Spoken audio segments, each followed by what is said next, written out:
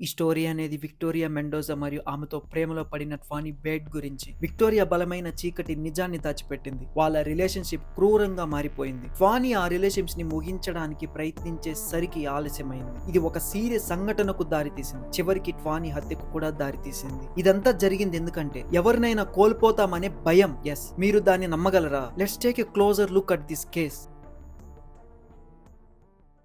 1993లో జన్మించిన ట్వానీ తన తల్లిదండ్రులతో విడిపోయినప్పటికీ యూతాలో సంతోషంగా పెరిగింది. ట్వానీ అందరితోనూ ఫ్రెండ్లీగా ఉండేది. అది ఆమెను అందరికీ బాగా ఇష్టపడేలా చేసింది. ట్వానీకి తన ఫ్యూచర్ కోసం ఎన్నో ప్లాన్ చేసుకునే పర్సన్. తనకి గోల్స్ ని సెట్ చేసుకోవడం అంటే చాలా ఇష్టం. వాళ్ళ ఫ్రెండ్స్ కూడా తనని చాలా లాయల్ గా చూసేవారు. కానీ తన లైఫ్ డేంజర్ లో ఉందని ఎవ్వరికీ తెలియదు. 2010లో ట్వానీ ఇంకా తన ఫ్రెండ్స్ గంజాయితో పోలీసులకి చిక్కుతారు. వాళ్ళు గంజాయి తీసుకునే వాళ్ళు కాబట్టి సో ఉతాలో డ్రగ్స్ తో చిక్కితే వారికి జైలు శిక్ష పడుతుంది. పోలీసులకు ఆ డ్రగ్స్ దొరకడంతో వాణి వాళ్ళ ఫ్రెండ్స్ ని సేవ్ చేయడానికి ఆ తప్పును తన మీద వేసుకుంటుంది. ఎందుకంటే వాళ్ళ ఫ్రెండ్స్ 18 ఇయర్స్ అబోవ్ ఉన్నవారు, ఒక ట్వానీ తప్ప. మైనర్ కి శిక్ష అంతగా ఉండదని, అప్పుడు ట్వానీకి 17 ఇయర్స్ ఉంటాయి కాబట్టి నింద తన మీద వేసుకుంటుంది. డ్రగ్ కేసులో చిక్కినందుకు ట్వానీని కస్టడీలో ఉంచుతారు. ఆ తర్వాత ట్వానీకి యూత్ హెల్త్ ట్రీట్మెంట్ సెంటర్ లో 90 రోజులు జైలు శిక్ష విధిస్తారు. స్టార్టింగ్ లో ఆ ఎన్విరాన్మెంట్ కి అక్కడ ఉన్న వారికి తనకు అనుగుణంగా మారడానికి చాలా కష్టంగా ఉండేది. హెల్త్ ట్రీట్మెంట్ సెంటర్ అనేది ఎవరైతే డ్రగ్స్ యూజ్ చేస్తారో, హెల్త్ ఇష్యూస్ ఉన్నవారు, ఇంకా మెంటల్ హెల్త్ సరిగా లేని వారికి ఇక్కడ కేర్ చేస్తారు. అయితే విక్టోరియా మెండోజాని కలిసినప్పుడు ఆమెకు అక్కడ ఉన్న ఎక్స్పీరియన్స్ అంతా మారిపోతుంది. వాళ్ళ ఇంటరాక్షన్స్ కూడా రొమాంటిక్ రిలేషన్షిప్ గా మారుతుంది. ఇది జస్ట్ బిగినింగ్ మాత్రమే.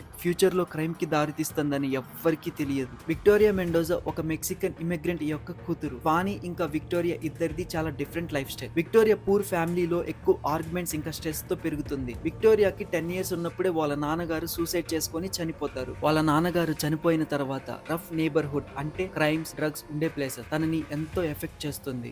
విక్టోరియాని ఎవ్వరూ కంట్రోల్ చేయలేరు అనేలా మారింది. గొడవలకి పోవడం, బ్లేడ్స్ ని తన దగ్గర ఉంచుకోవడం వంటివి చేసేది. ఇదంతా ట్వానీకి కలవడానికి ముందే లీగల్ ఇష్యూస్, అరెస్ట్ వారెంటీస్ ఉండేవి. ట్వానీ తన టఫ్ లైఫ్ చూసి ఎంతో అట్రాక్ట్ అవుతుంది. తన టఫ్ లైఫ్ కాకుండా మ్యూజిక్ మీద వాళ్ళకి ఉన్న లవ్ వల్ల వాళ్ళ కనెక్షన్ ఇంకా బాగా స్ట్రాంగ్ అవుతుంది. విక్టోరియా సెంటర్ లో ఉన్నప్పుడు తనకి ఒక న్యూస్ తెలుస్తుంది. వాళ్ళ అమ్మగారికి బ్రెస్ట్ క్యాన్సర్ ఉందని. ట్వానీ తన డిఫికల్ట్ టైమ్ లో తోడుంటూ చాలా సపోర్టివ్ గా ఉండేది. వాళ్ళ బాండ్ ఇంకా స్ట్రాంగ్ అవుతూనే ఉండేది. ట్వానీ వాళ్ళ అమ్మగారితో విక్టోరియా గురించి చెప్తుంది. తను ఒక హోమోసెక్షువల్ అని కూడా వాళ్ళ అమ్మగారితో బయట పెడుతుంది. ట్వానీ ఒక గర్ల్ ని ఇష్టపడుతుంది అని తెలిసినా వాళ్ళు ట్వానీకి సపోర్ట్ గానే ఉండేవాళ్ళు. ట్వానీ 90 డేస్ జైల్ టైం అయిపోవడంతో 2010 ఆగస్ట్ 10th రిలీజ్ అవుతుంది. అప్పటికి విక్టోరియా ఇంకా జైల్లోనే ఉండేది. కాబట్టి ట్వానీ, విక్టోరియా ఇద్దరు లెటర్ ను పంపించుకునేవారు. ట్వానీ ఒక లెటర్ లో నీ కోసం వెయిట్ చేస్తున్నా అని పంపిస్తుంది. విక్టోరియా కూడా బెదిరించేలా ఒక లెటర్ రాస్తుంది. ఆ లెటర్ లో ఏమి రాస్తుంది అంటే, sleep with anyone else but me and I might have to kill you, I mean it, all my love V, అంటే నాతో కాకుండా వేరే వారితో ఎవరితో అయినా పడుకో, నేను నిన్ను చంపాల్సి రావచ్చు అని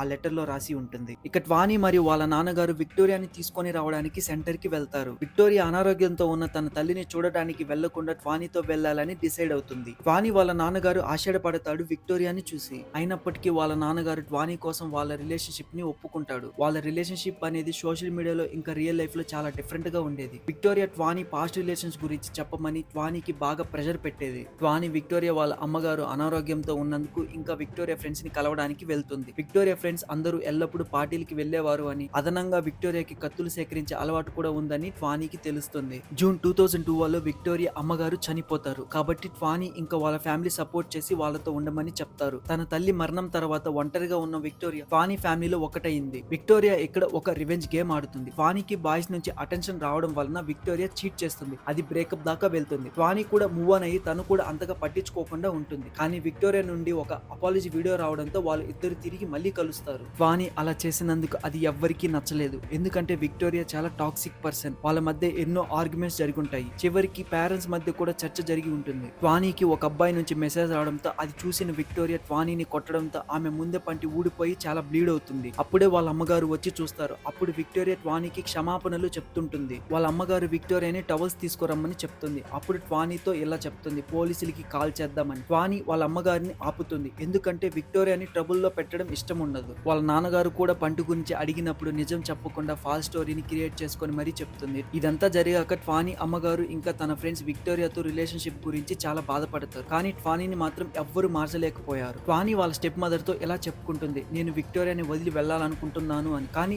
విక్టోరియాకి అలా చెప్తే బ్యాడ్ గా రియాక్ట్ అవుతుందని ట్వానీకి తెలుసు. ట్వానీ అమ్మగారు వాళ్ళ వాళ్ళ నాన్నగారు విక్టోరియాకి సెక్యూరిటీ గార్డ్ జాబ్ రావడానికి హెల్ప్ చేస్తారు. ఇక ట్వానీ ఏమో అకౌంటింగ్ అసిస్టెంట్ గా జాయిన్ అవుతుంది. వాళ్ళిద్దరూ హ్యాపీగా ఎక్సైటెడ్ గా ఉంటారు వాళ్ళకున్న జాబ్స్ వల్ల. అక్టోబర్ 2014 ట్వానీ ఫ్రెండ్ లేసి అందరినీ పార్టీకి ఇన్వైట్ చేస్తుంది. ట్వానీ వాళ్ళ ఫ్రెండ్స్ తో ఉండడం చూసి ట్వానీ నుండి తనకు తగినంత శ్రద్ధ లభించడం లేదని విక్టోరియా అనుకుంటుంది. అప్పుడే విక్టోరియా బాత్రూమ్ లోకి వెళ్లి లాక్ చేసుకుని బయటకు వచ్చి పార్టీ నుండి వెళ్లిపోవాలని డిమాండ్ చేస్తుంది. విక్టోరియా అర్ధరాత్రి టైంలో ట్వానీ ఫ్రెండ్ ఆరోన్ కి పదే పదే కాల్ చేస్తుంది. చివరికి ఆరోన్ ఫోన్ లిఫ్ట్ చేస్తాడు. విక్టోరియా భయంగా ఏడుస్తూ మాట్లాడుతుంది. అప్పుడే ఆరోన్ కి అర్థమవుతుంది ఏదో తప్పుగా జరిగింది అని. విక్టోరియా తను చనిపోయిందని మాత్రమే చెప్తుంది. ఆరోన్ కూడా కాల్ రికార్డ్ చేసి ఉంటాడు. తర్వాత పోలీసులకి ఇస్తాడు. విక్టోరియా అప్పటికి ట్వానీ పేరు చెప్పదు. ఆరోన్ కి ఫోన్ చేసినప్పుడు ట్వానీ ఇంకా ఊపిరి పీల్చుకుంటుంది. ఆరోన్ హాస్పిటల్ కి తీసుకోపోమని చెప్తాడు. అప్పుడే విక్టోరియా చెప్తుంది తను చనిపోయింది అని. ట్వానీ ఫ్రెండ్ ఆరోన్ పోలీసులకి కాల్ చేసి ట్వానీ హత్య గురించి చెప్తాడు. విక్టోరియా ప్రజలు తనని ఏమనుకుంటారని మాత్రమే ఆలోచించేది కానీ ట్వానీ చనిపోయిందని బాధపడలేదు.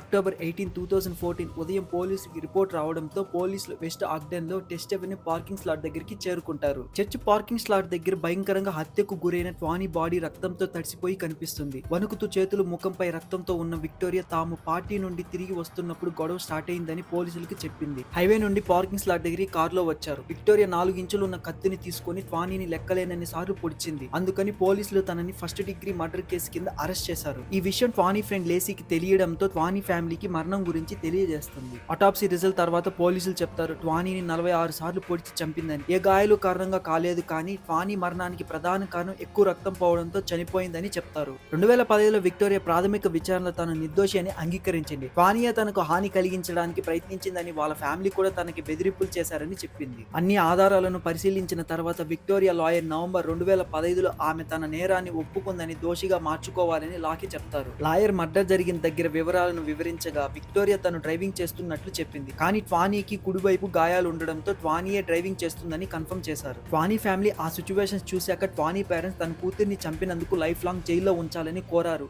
కానీ హత్య ప్లాన్ చేసింది కాదని 16 సంవత్సరాలు మాత్రమే జైలు శిక్ష విధించారు. Please like, share and subscribe. Stay tuned for more content.